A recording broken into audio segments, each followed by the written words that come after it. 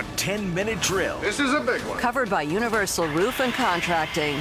The difference is Universal. On 1010XL. Let's go, let's go, let's go. Hit it.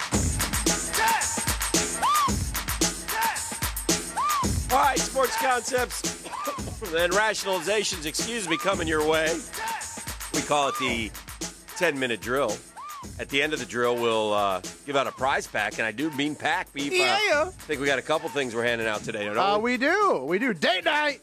Yeah. Stay tuned for the end of the 10-minute drill. We'll hook one lucky Guggen up with a $25 gift certificate to dine at Gators Dockside and a floral arrangement delivered by our friends at Q & Flowers. Clayton Kershaw is right. Clayton Kershaw says the Astros haven't shown a lot of remorse, and he's right. Hey, Astros, you got caught. Feel free to apologize. The only guy who's really issued an apology is Dallas Keuchel. Well, and he's in Chicago. Yeah, he's not there anymore. So Altuve and Bregman had opportunity, and they just, we issued a statement. That's weak sauce, dude. Hey, Bregman and Altuve, you're the ringleaders, man. Springer, all you guys. Apologize. That's weak. It's going to be an interesting start to the year, man, with the Astros. I don't know when they're going to get them, but they're going to get them, man.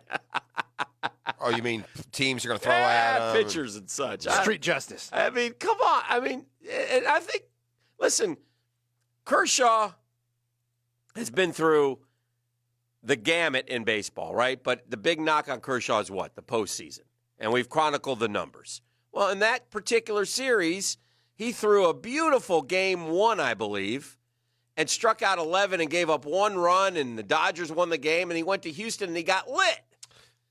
And it's not fair, man. It's not fair. And that adds to his poor narrative of the postseason, which, of course, this year was the worst when he gave up the back-to-back. Was it back-to-back homers in the seventh when he came in relief or whatever? I don't know, he gave up a grand slam or something. Anyway, bottom line is this. Hey, Houston, feel free to say, at least we're sorry, you cheating scoundrels. You scalawags, you dirty, rotten, filthy cheaters. Can you bet in Vegas that a team will underachieve, that won't make the playoffs? Houston. Yeah, I could see it all. Just a karmic effect here. Yeah. I mean, they're going to be, although I will say this. I think that one reason that the Astros aren't over-apologizing and the rest of the league isn't over-complaining is that they all have some dirty secret in their closet. To a point. I'm sure. They all do something. Maybe it's not that egregious, but right. It was a little hypocritical for the entire baseball world to scream bloody murder because theirs is worse. Oh, he's a serial killer. All I did was beat somebody over the head. Well, if I look at a baseball player and say, have you knowingly ever broken the rules? I wonder what percentage would say, well, yeah, I have. I don't know. But anyway, I don't care. The bottom line is Houston got caught, and they owe their peers at least an apology, in my opinion. So good for you, Clayton Kershaw. Say it. Yeah. I will say this. A little remorse. This is coming from the players just kind of blowing it off when they reported and were asked, right? Because the owner was pretty was pretty hardcore. We're sorry. This is wrong. No one in my watch is going to do that. But anyway, what do you think Andy Reid's biggest resume item is? Like when I say Andy Reid, what do you think of? You say Reid, I say chubby. Reid, chubby. Reid, chubby. You say Reid, I say Hawaiian. Reid, Hawaiian. No, Reid, Hawaiian. I'm not saying you either. say Reid, I say pump, pass, and kick. Reid, pump, pass, and kick. Reid, pump, pass, and kick. No. I would say he's Does the sort pump, of pass, and kick video make the Super Bowl, or they show the guy just a little bit of respect? Has to make it. That's embarrassing. There was a guy. Stop showing it. There's some guy somewhere. So I don't know if funny. it was last night, It's dressed like like Andy Reid. Yeah. As a punt, pass, and kick guy. Oh, as the pump, as pass, the and kick 12-year-old. guy. Yeah. I was going to say, I didn't see as many. Well, anyway. Is it the lack of a Super Bowl or no? Do you have to really start going down the list to get to that? I think to me, it's offensive great innovator. coach, no title. Yeah. That's what like in the playoffs every year, never getting married, though. Always a bridesmaid, never a bride.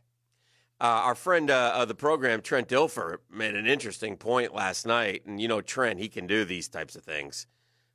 He's calling for a Niners blowout. And you go, oh, come on. Well, and he had a good point. He said, hey, look, he said, Joe Dan Marino and the Miami Dolphins were all that, and it couldn't be stopped.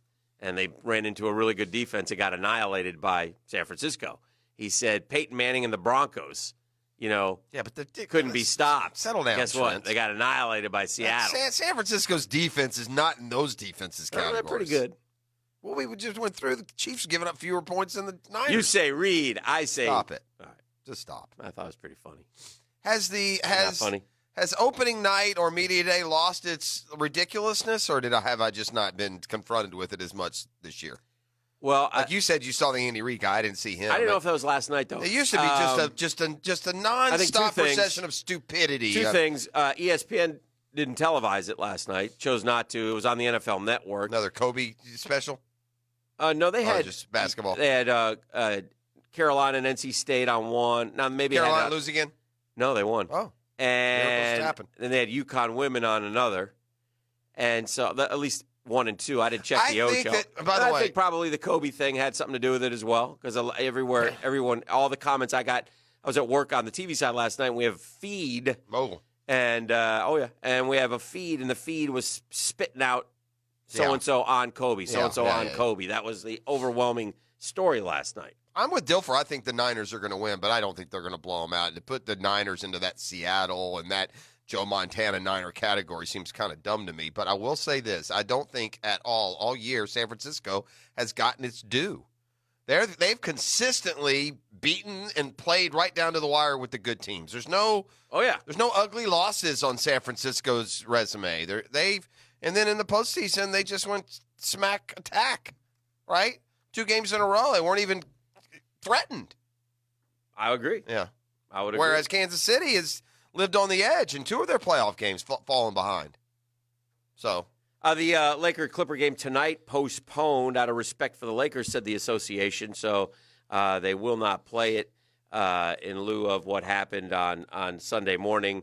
Details continue to emerge all around the Kobe situation. So somewhat, it's just, again, last night Jimmy Kimmel just did a show he had Kobe on like 15 times. Just all the different Kobe interviews. And he had a bunch of different Kobe interviews and stuff, and it was nice. And Jimmy Fallon gave a heartfelt tribute as well. There were some more tough moments. I'll tell you an emerging storyline, and I don't think they're overdoing it trying to keep this, this story going, but for a young girl, his daughter made an impact on a lot of people. Yeah, she was a champion for women's basketball. She loved the Oregon women's players and the WNBA players. UConn. She went to those games. They knew of her. She had was thought to have a bright future, and just always had that huge smile on her face every time.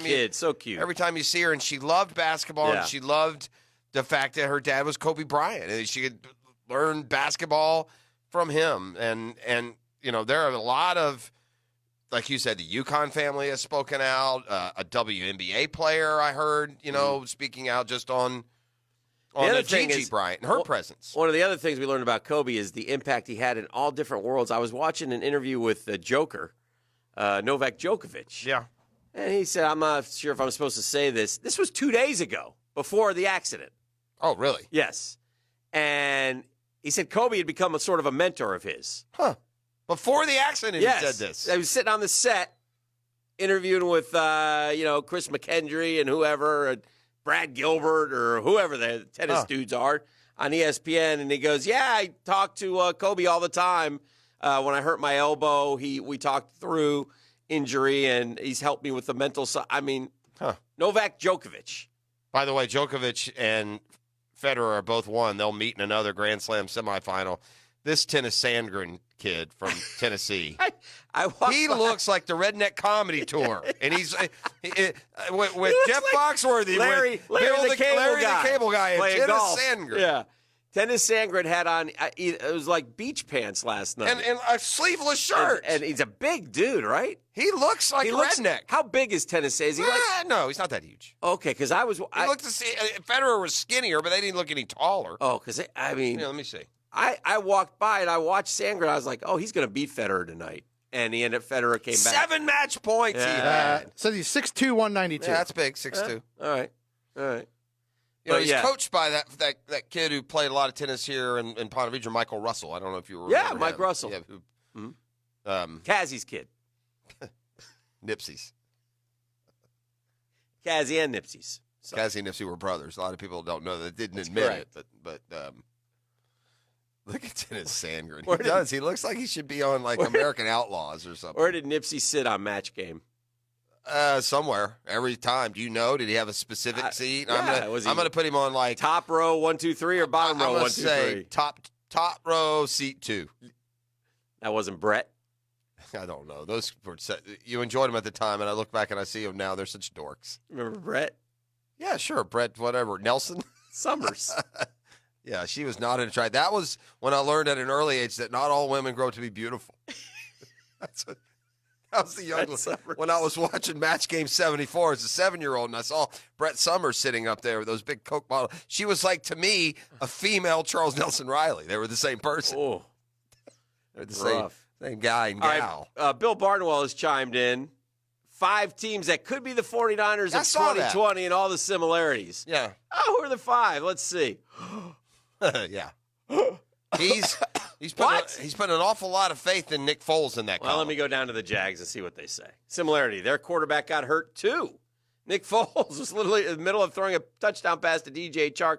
He broke his collarbone, came back for 2.5 middling starts. Jags benched him for Gardner Minshew, ending Foles' season. The most plausible scenario, however, is that Foles returns to the Jags for another season and competes with Minshew for the starting job in camp. Given that Jacksonville invested millions in Foles and thought he was a franchise quarterback, my guess is that a healthy Foles would win the competition. Now, I would suspect, and you tell me what you think about this, if you took quarterback A and quarterback B, and quarterback A was Nick Foles and quarterback B was Gardner Minshew, with all due respect to Gardner, if those two just said, okay, we're going to let you guys compete, we don't know anything about you, we're just going to watch you two guys, who would win the job? Who looks like a better quarterback?